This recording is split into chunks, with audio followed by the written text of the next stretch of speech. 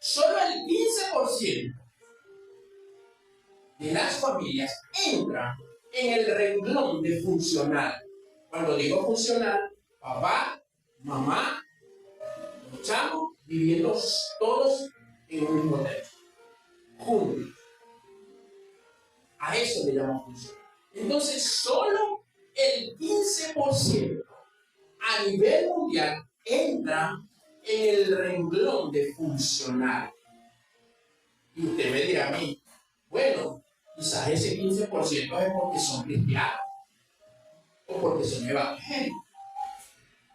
Lamentablemente, dentro de las familias que dicen llamarse cristianas, entre comillas, también existe esa disfuncionalidad. Es decir, el fenómeno que se llama divorcio, que está muy de moda hoy día, también está dentro de las iglesias, también está dentro de las familias que dicen llamarse cristianas. ¿Y por qué lo pongo entre comillas? ¿Por qué somos cristianos? A ver, ¿por qué decimos que nos llamamos cristianos? Yo me llamo cristiano. ¿Por qué razón? Porque yo vivo las doctrinas de Cristo. Porque yo defiendo aún con mi vida las doctrinas de Cristo. Por eso nos llamamos cristianos. Porque vivimos, porque practicamos sus doctrinas, porque defendemos sus doctrinas. Por eso decimos llamarnos cristianos. ¿Y por qué yo pongo entre comillas a aquellas personas que dicen llamarse cristianos pero que se divorcian? Porque dentro de la doctrina de Cristo no existe el divorcio. Entonces decir no son cristianos nada. Porque Jesucristo jamás aprobó el divorcio. Pero ¿por qué está pasando esto? Vamos a concentrarnos en las familias de la iglesia, en las familias cristianas. ¿Por qué este fenómeno está muy de moda dentro de la iglesia? Usted lo va a ver, quizás usted sabe de algún caso, quizás usted le han nombrado, quizás por las noticias, quizás hay gente en las redes sociales predicando, ellos mismos dicen, yo me divorcié, me volví a casar, eso no tiene nada de malo. Vamos a verlo. Muchos predicadores lo hacen, muchos predicadores que lo han dicho, pero no somos quien para juzgar. Allá ellos con Dios. Sencillamente yo digo lo que dice la palabra. Dentro de las doctrinas de Dios, no entra, no hay cabida para el divorcio. Pero ¿por qué pasa esto dentro de la iglesia? Porque se ha olvidado por completo dónde nace la familia. Se ha olvidado por completo dónde nace el matrimonio y cuál es su propósito. Nos hemos olvidado por completo cuál es el verdadero propósito de la familia. Y la familia es la institución más importante que existe. Señores, no se puede comparar con nada en el mundo, con nada, absolutamente. Nace en el corazón de Dios. Por eso la familia es establecida por Dios. Porque nace en su corazón. ¿Y cuál es el propósito de la familia? Que muchos nos han olvidado hoy día. Es apoyar el plan de salvación, llevando a cabo la voluntad de Dios. Ese es el propósito de la familia. Donde papá juega un rol relevante como cabeza, como autoridad. Y su presencia significa un modelo a seguir. Es muy importante el papel del papá. Pero hoy está muy de moda que las mujeres son madres solteras y dicen yo no necesito hombre. No saben el daño que hacen sus chamos. Porque el rol de la autoridad es muy importante. Porque la presencia significa un ejemplo a seguir. Y es el que le da la identidad. Sí. Junto con la madre, ellos proporcionan protección, sentido de pertenencia. Y la calidad de esta relación, papá, mamá, hijo, va a determinar el equilibrio emocional de cada uno de sus integrantes. Ahora se da cuenta por qué la sociedad está en caos. Porque se ha olvidado cuál es el propósito real de la familia, de dónde nace la familia, cuál es el funcionamiento de cada uno. Sencillamente preferimos decir, no necesito, no lo aguanto más, lo más fácil, prefiero divorciar. porque no lo aguanto más, porque no la aguanto más. Es lo más fácil. Pero no sabe qué consecuencia trae esa decisión. ¿Qué consecuencia trae eso? Eso está de moda el divorcio. Claro, se divorció y le va bien. Penseo se divorció y le va bien. Porque yo no. Porque yo me tengo que calar a un hombre porque me hace la vida imposible. O porque yo me tengo que calar a una mujer que todos los días se para con el apellido de revuelto, por decirlo de alguna manera. Sencillamente me divorcio. Está relajado. El camino no es fácil. Pero las consecuencias de su persona son, y por ende, una sociedad. Por tal razón, el apóstol Pedro, por ahí el número 1, en su primera carta enfatiza mucho sobre el trato, sobre la función del hombre. ¿Por qué la sociedad está en caos? La moda del divorcio. Pero todo comienza en papá y en mamá. Todo comienza allí. Absolutamente el problema comienza en usted y todos estamos aquí. ¿Por qué? Porque un día hubo un cuchicheo de papá y mamá. Yo estoy aquí porque un día mi mamá y mi papá tuvieron un encuentro y de ahí salió una relación, se casaron y nací yo.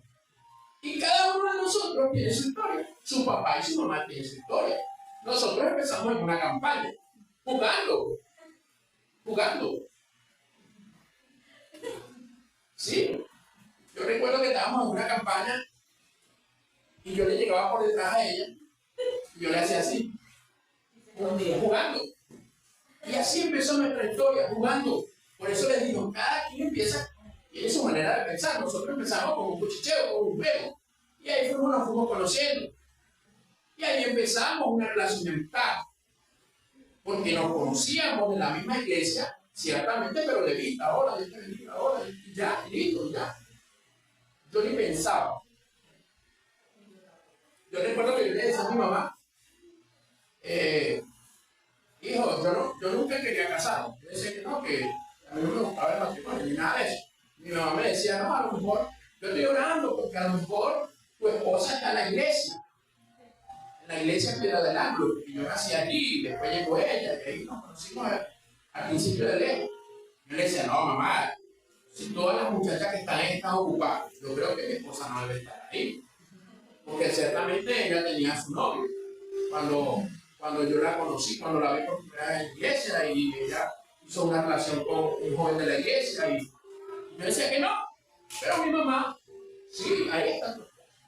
¿Cuál? Decía, no, ninguna cosa. Pero ahí estaba mi esposa. Y empezamos con ese juego y con esa cosa, ¿saben? Y ahí empezamos, ya tenemos 3 chamos, ya vamos para 20 años juntos, gracias a Dios. Se dice fácil, pero no es fácil. Hay que dejarse dirigir por el Señor para ir solventando, para ir sobreponiéndonos a las dificultades que se nos presentan. Entonces el apóstol Pedro, quien tiene el número 1, véngase corriendo para acá y no lee eso. Todos se van a venir corriendo porque me van a ayudar. Léame el Primera de Pedro 3:7, creo. Vosotros, maridos, igualmente vivid con ellas sabiamente, dando honor a la mujer como a vaso más frágil y como a coherederas de la gracia de la vida, para que vuestras oraciones no tengan estorbo. Enfatiza, el apóstol Pedro enfatiza cómo nosotros debemos vivir con ella, los hombres, sabiamente, con sabiduría. Por eso es que yo siempre digo que la persona que quiere casarse, muchachos, primero pidan sabiduría. Primero pidan a Dios sabiduría, Señor, dame sabiduría para poder tratar a ese vaso más frágil con delicadeza.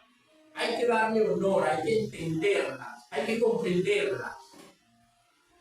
Hay que buscarle la vuelta, como uno dice criollito. A las mujeres hay que buscarle la vuelta. Hay que buscar la forma. Por eso les enfatiza, como les dije, todo comienza aquí, en la relación. Por eso debemos ser activos, porque es que busca la vuelta, pero ya vamos para allá. Y el sabio Salomón, que tenga el número 2, corra, el sabio Salomón enfatiza la función de la mujer dentro de la casa.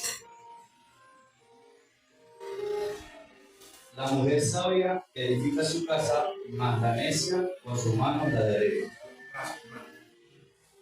La mujer sabia edifica su casa. Ya les dije, el hombre pide sabiduría y la mujer también, porque ella tiene que construir su casa. ¿Y qué es una mujer sabia? Aquella que construye, aquella que actúa cuando debe actuar. Cuando Pedro, dice ahí como vaso más frágil, no se refiere a que ella es menos que yo. No se refiere a un sentido moral o un sentido intelectual. No, se refiere a las capacidades físicas de la mujer. Ciertamente una mujer no hace lo que hace un hombre. Ciertamente una mujer jamás se va a colocar un saco de cemento encima, o dos sacos de cemento, o un saco de cualquier cosa encima, porque ella es más frágil. Ciertamente una mujer no va a hacer el trabajo fuerte de un hombre, porque ella es más frágil. A eso se refiere el apóstol Pedro. Y Salomón se refiere a que ella debe ser constructora de su hogar. Constructora, ¿en qué sentido? Actuar cuando se debe actuar correctamente. A eso se refiere Salomón. De esa manera construye su hogar. Hasta aquí vamos bien. Si me explico. Entonces, para ello es necesario, para vivir en familia, ser una vida. Ser una vida. Y para cultivar ese arte en vivir en familia existe un principio que nos van a ayudar a cultivar ese arte. Hoy vamos a estudiar solamente 3, ¿ok? Solamente 3. Y el primer principio que quiero compartir con ustedes es el principio de la unidad. El principio de la unidad.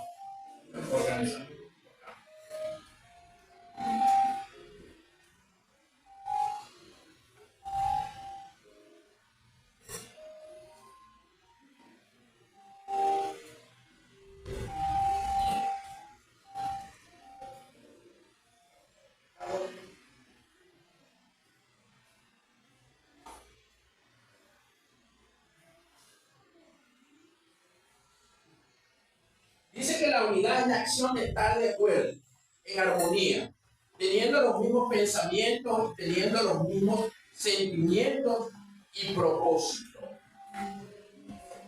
¿Está usted en esa línea con su esposa? Ahí se la ve. Necesitamos unidad. Claro está que la unidad no viene sola. La unidad nunca va a venir sola. Hay que trabajar la unidad. Hay que buscar la manera. Si usted se casó, usted ya es casado. Y si usted no se ha casado, por eso le estoy diciendo, pida sabiduría. Pero si estamos casados, hay que trabajar para estar unidos con esa señora. Y si usted piensa casarse y ya la tiene allí, ore para poder llegar y decir, vamos a trabajar en unidad. Es necesario trabajar, porque sin unidad, olvídese. Si usted no trabaja la unidad, olvídese que va a entrar en ese 85% que dice que el divorcio ya está de moda y que no. ¿Sí? En una oportunidad había una extraña asamblea en una carpintería, donde el martillo era quien presidía la asamblea. Pero los demás miembros de la carpintería le exigieron al martillo que renunciara, porque hacía mucho ruido y era muy duro. Ciertamente el martillo aceptó su diferencia, aceptó que él hacía ruido. Y está bien, dijo, yo me retiro de la asamblea, pero pongo una condición. Yo me retiro si se retira el tornillo. Porque a él hay que darle muchas vueltas para entenderlo. El tornillo aceptó y dijo, sí, es verdad. A mí me tienen que dar muchas vueltas. Pero también pongo una condición. Yo me retiro si se retira la lija. Ella es muy áspera. Con todo el mundo tiene fricción. La lija entró y levantó la mano y dijo, es verdad, yo acepto mi condición. Y me voy de la sala. Pero si se retira el método, muy exacto, y todo el tiempo anda midiendo a uno, no me gusta. En ese momento entra el carpintero y agarra un trozo de madera y hace un hermoso mueble, pasa el día trabajando y al final hace un tremendo mueble. Llega la hora de irse y el carpintero sale. ¡Wow! Quedó el mueble ahí, tremendo mueble. Y ellos dijeron ciertamente, en unidad podemos hacer algo. Y decidieron todos concentrarse más bien en las cosas positivas que tenían que en las negativas. Muchas veces dentro de la familia damos paso al divorcio por tonterías porque nos concentramos más en lo negativo que tiene mi pareja que en lo positivo. Nos concentramos más en eso sin darnos cuenta que sí. Nos enfocamos en lo positivo, hacemos arte, hacemos grandes cosas. En la unidad se hacen grandes cosas. El número 3, 1 Corintios 1:10. Dice así: os ruego pues, hermanos, por el nombre de nuestro Señor Jesucristo, que habléis todos una misma cosa, y que no haya entre vosotros división, sino que entréis perfectamente unidos en una misma mente y un mismo parecer. Una misma mente, un mismo sentir. Eso es lo que debe haber en nuestra familia.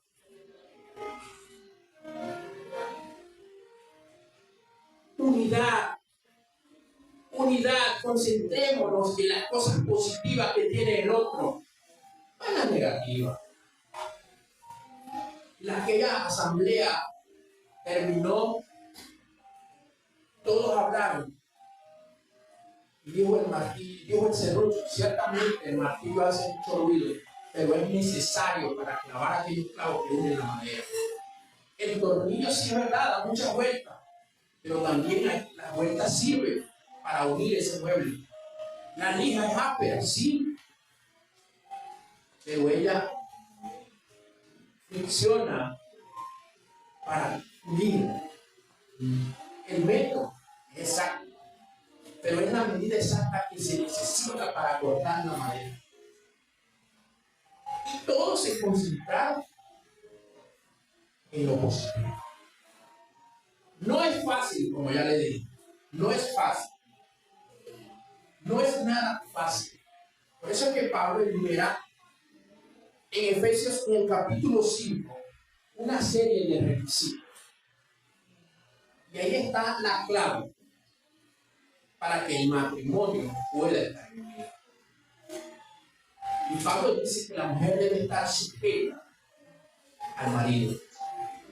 Y el marido debe amar y respetar a su esposa.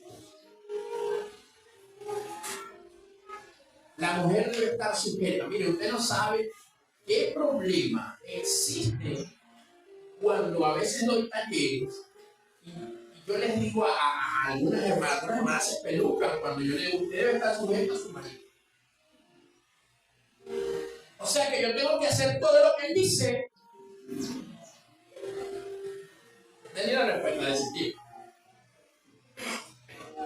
O sea que si él me pide algo que está en contra, yo lo tengo que hacer. No se trata de eso.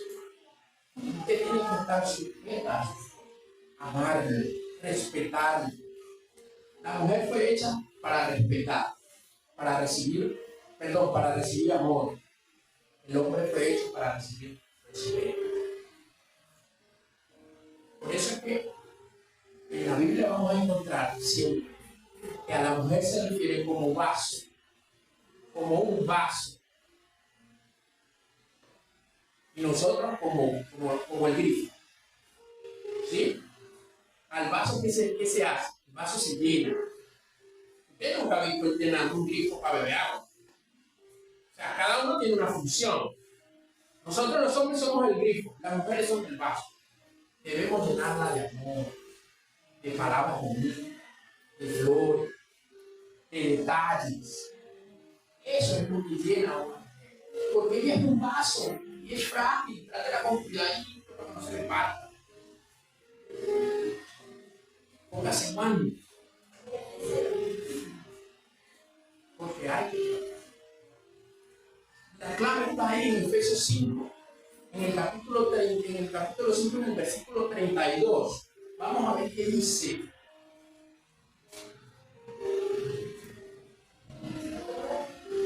¿Nadie lo tiene? Ya ve.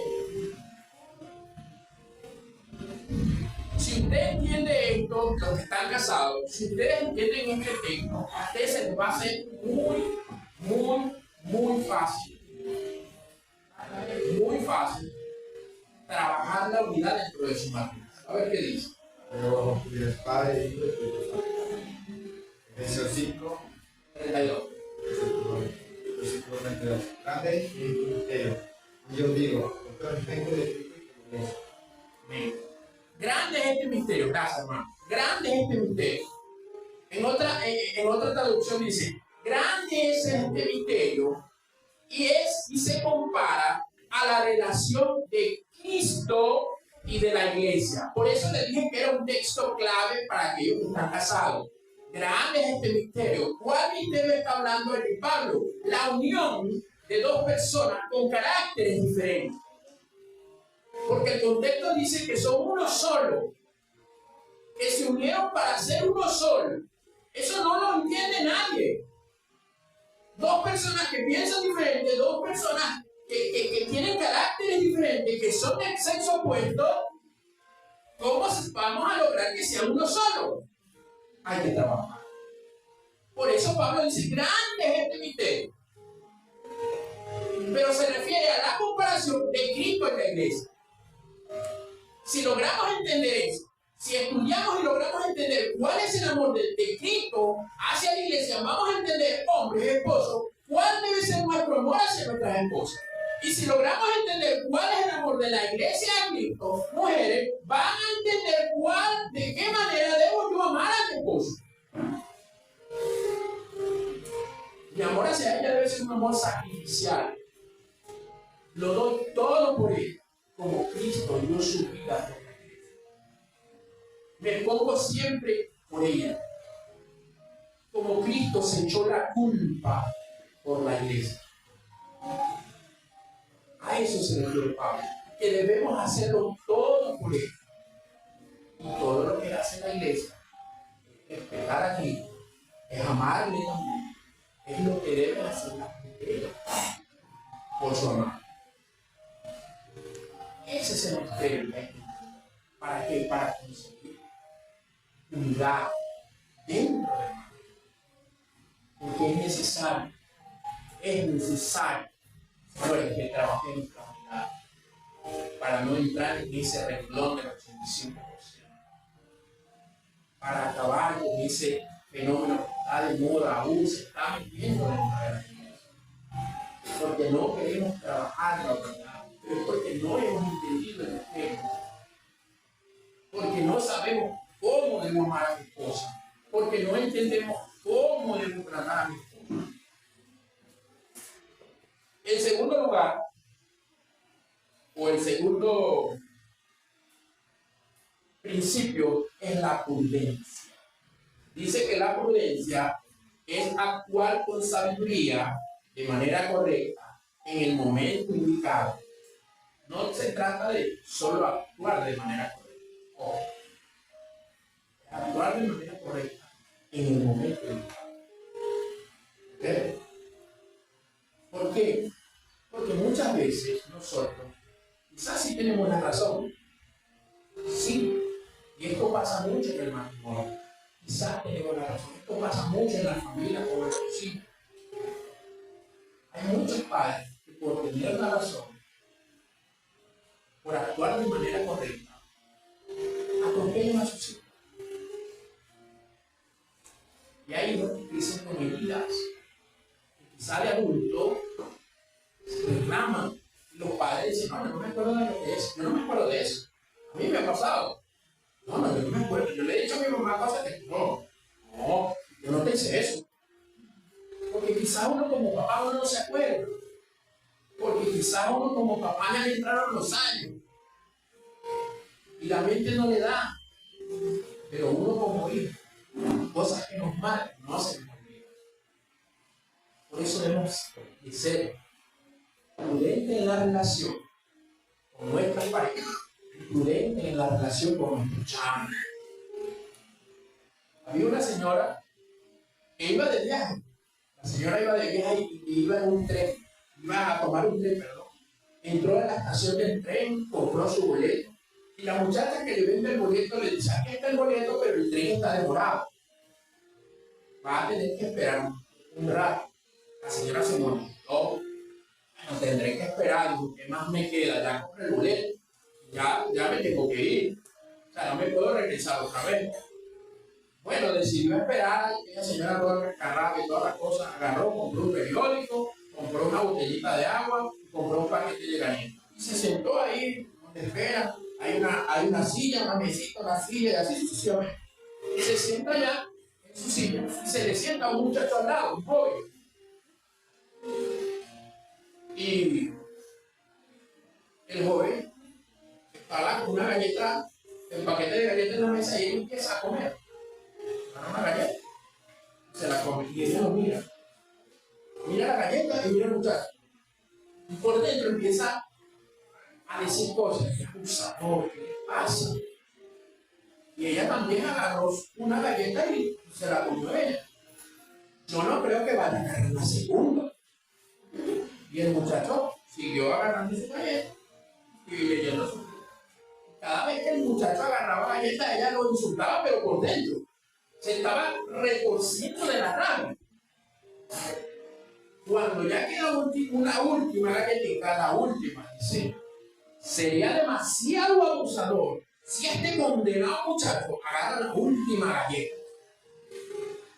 El muchacho vio que quedaba una galleta, la partió, le dio una a ella y él se comió la otra mitad. Ella muy molesta, se para. Abusador, ¿cómo se te ocurre? Más bien me hubiese dicho que tenías hambre y te compró una. Se paró y se fue. La señora muy molesta. Uno se encuentra cada abusador en el camino. Con la rabia le dio sed. Cuando abre la cartera para sacar su botella de agua, su paquete de galletas estaba en la cartera. ¿Se da cuenta? Quizás muchas veces tenemos razón, pero hay que buscar el momento correcto para actuar. Quizás muchas veces tenemos razón en lo que vamos a decir a nuestros chamos, pero hay que buscar el momento correcto para actuar. Porque tenemos razón, sabemos que tenemos la verdad, pero muchas veces decir la verdad atropella. Pasa esto. Cuando pedimos perdón, sobre todo a nuestros hijos, ¿será que quedan igual? ¿Será que podré yo poner esta hoja igual y cita, publicar la hoja?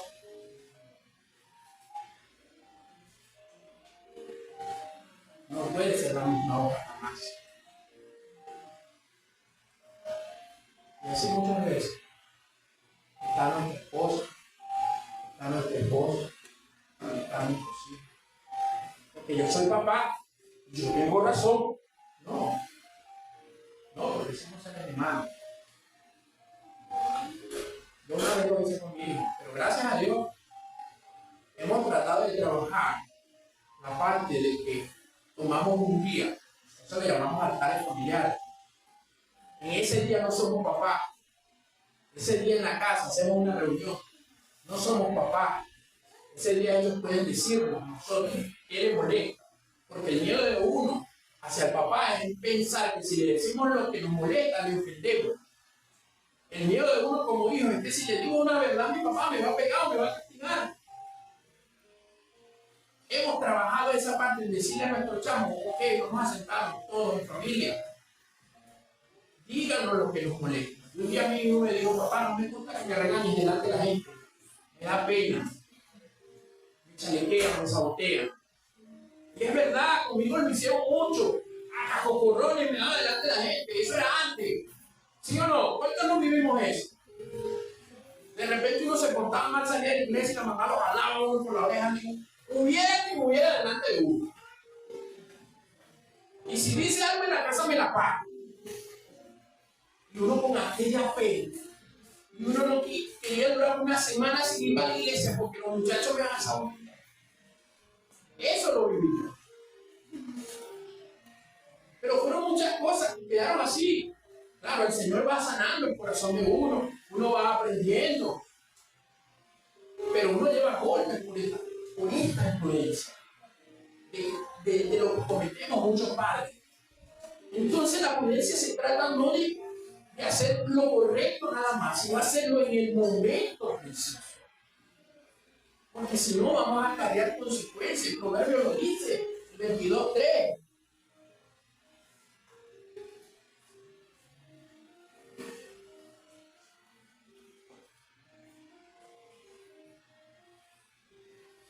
Proverbio 22 dice así: el avisado ve el mal y se esconde, mas los simples pasan y reciben el daño.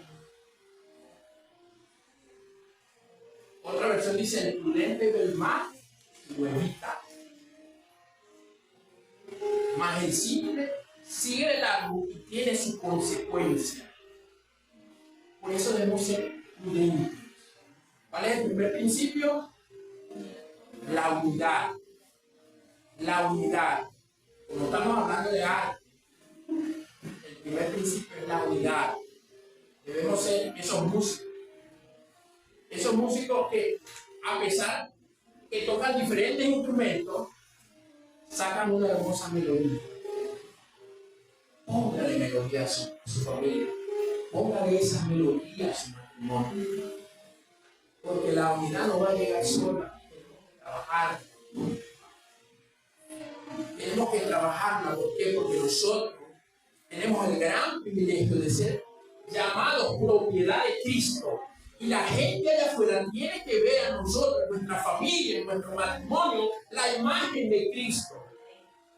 Ponga esa hermosa melodía que la gente le provoque decirle a usted, ¡wow! ¡Qué matrimonio tan hermoso tiene! ¡Wow! Yo quiero ser así como tú. ¡Wow! Tu familia es hermosa. Tú tienes unos hijos. ¡Wow! Pero eso es porque usted decidió ser un artista para vivir en familia. Y a pesar de que tiene diferentes caracteres dentro de la casa, usted busca la forma de sacar una hermosa melodía para glorificar a Dios y para así la gente pueda ver a Cristo a través de la familia. Amén.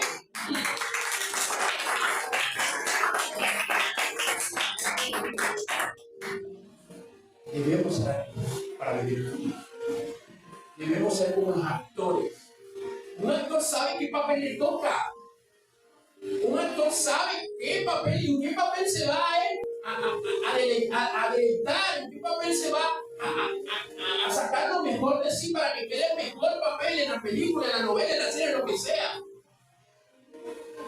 Pero un actor no va a ser prudente a agarrar cualquier papel para hacerlo.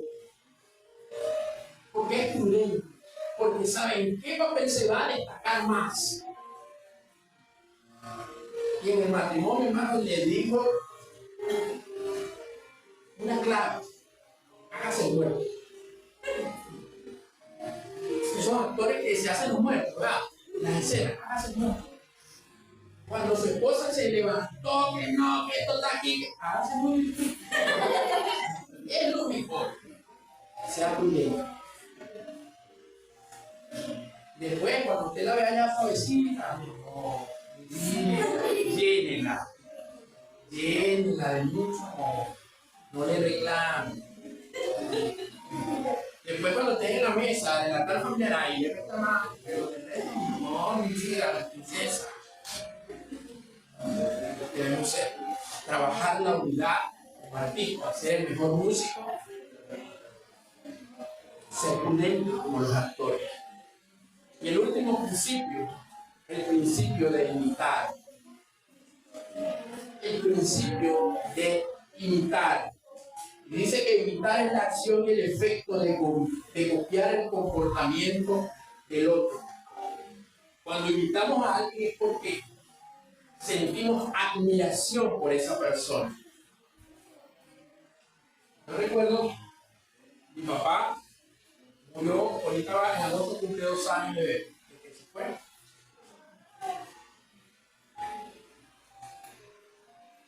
Y partió con el Señor, gracias a Dios.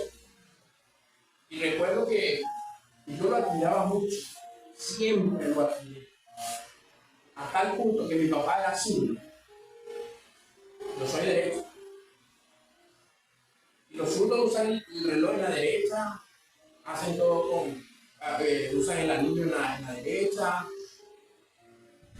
Y yo aprendí ese hábito. Yo usaba mi reloj en la derecha, uso mi anillo en la derecha. Mi esposa siempre me dice, pero el anillo es izquierdo. Y siempre decía, quiero ser como mi papá. Claro está que después de uno crece, uno trata de superar muchas cosas de los que son los padres. Pero era porque le admiraba. Era porque quería ser como él. Toda la vida mi papá manejó moto. Trabajó, ese fue su trabajo, con eso él nos levantó, él trabajó en diferentes empresas, trabajó en un banco como motorizado. Y yo quería ser motorizado. Eso era para mí era lo máximo. Yo soñaba con comprar una moto nueva, no soñaba con quiero. Y quizá hay personas que dicen, pero esa motorizada, pero ese era mi papá. Yo lo admiraba. A tal punto que a veces uno se queda accidentado en la calle en moto y viene otro y lo empuja, otra moto lo empuja y uno va y lo auxilia de esa manera. Yo no sé empujar con la derecha, yo sé empujar con la zurda. Y el cuñado mío en Saúl, chamo, pero tú no sabes empujar con la derecha. No, chamo, yo sé empujar con la, pero tú eres de no, pero aprendí con esta, bro. Pero fue porque me enseñó un zurdo. Y porque yo toda la vida la pasé con un zurdo y porque lo admiraba. Y porque quería ser como él. Porque cuando imitamos, porque admiramos. Nuestro mejor ejemplo. Ese es nuestro mejor ejemplo. Es que, Primera de Corintios, por ahí está 1. 11. Ser imitadores de mí, como yo de Cristo. ¿Será que alguno de ustedes puede decir lo mismo? ¿Será que alguno de ustedes puede decir a sus hijos, sean imitadores de mí, como yo de Cristo? Quizá si usted se lo dice a otra persona, va a sonar como medio, wow, qué agrandado es. No se sienta agrandado por eso. Dígale a sus hijos, sean imitadores de mí, como yo de Cristo. Porque no se trata, la gente lo ve en la perfección del Señor. No vamos a llegar a ser perfectos como Él aquí en la tierra. No. Pero sí estamos trabajando para llegar a la perfección de Él. Amén. Sí lo estamos haciendo. Seamos imitadores de Cristo, así como Pablo, pero no en lo perfecto, sino en amor, en el trato hacia las personas, en la compasión que tengamos primero hacia nuestra familia, después hacia los demás. Seamos artistas para vivir el camino. Así como el escultor se inspira para hacer una hermosa obra de arte, imita una obra de arte porque se inspira, así hagamos de nosotros, nuestra familia, una obra de arte porque nos hemos inspirado en la relación que tiene Cristo con la iglesia. Déjenme decir, el único es, el único es capaz de remover ese porcentaje que le dije al principio del 85 del 15. El único ente que puede revertir es la iglesia. No existe más nadie. Absolutamente en el mundo no existe nadie que pueda revertir esos números. La iglesia solamente. No dejemos que ese fenómeno, divorcio, entre a la iglesia. Ya entró, pero se siga arropando a la persona.